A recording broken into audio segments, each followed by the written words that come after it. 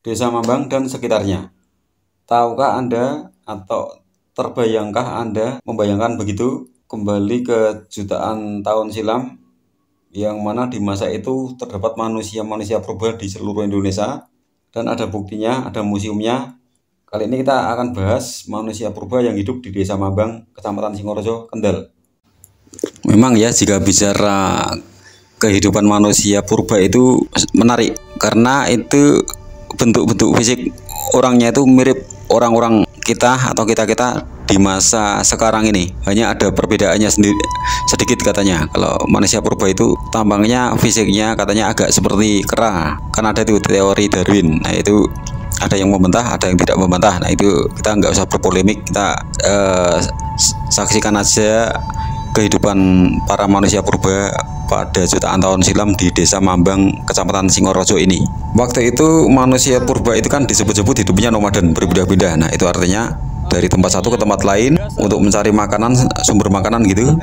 Dan MCK-nya mandi cuci kakusnya juga berpindah-pindah. Nah diduga waktu itu mereka juga pernah singgah di sini untuk sekedar MCK atau sekedar tinggal, namun berapa harinya, berapa bulannya tidak diketahui pasti karena tidak ada prasasti yang tertulis atau sejarah atau kanonnya. Namun jika zaman nabi-nabi dahulu, Nabi Nuh, Nabi siapa lagi begitu, ada kanonnya, prasastinya lah, seperti prasasti ibaratnya. Jika di zaman dulu di negara kita sebelum Indonesia berdiri, di zaman kerajaan ya, sekitar tahun 1110 atau sekian ketika kerajaan Majapahit sudah ada, terus seluk-beluk kehidupan orang-orangnya seperti apa. Nah itu bisa kita saksikan di prasastinya atau kanon-kanonnya yang telah ditemukan oleh sejarawan dan dimuseumkan, dan generasi kita bisa mempelajari itu dari prasasti itu. Namun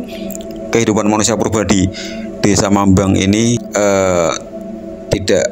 tidak bisa kita ketahui, susah kita ketahui karena tidak ada prasasti atau kanon-kanon semacam itu. Kita hanya bisa menduga-duga saja. Namun yang jelas jutaan tahun silam kali ini sudah ada ya. Mungkin mereka juga memakamkan sanak keluarganya di sekitar sungai ini. Lalu fosilnya itu susah ditemukan karena ukurannya kecil. Fosil manusia kan kecil, sedangkan fosil binatang purba seperti gajah mamut itu kan gede. Nah, bisa ditemukan sampai sekarang pun masih bisa ditemukan ya, yang fosil-fosil binatang purba itu. Nah, nanti jika ada petani nyangkul lalu menemukan fosil terus terlihat seperti fosil manusia purba, nah itu bisa diviralkan Contohnya kalau saya pas saat peristiwa itu saya ada di situ, saya viralkan pakai kamera saya, dan tentunya akan menjadi sumber pariwisata, intinya begitu bagi warga setempat. Dan dari banyaknya pariwisata yang datang tersebut kan nanti warga setempat bisa dapat pemasukan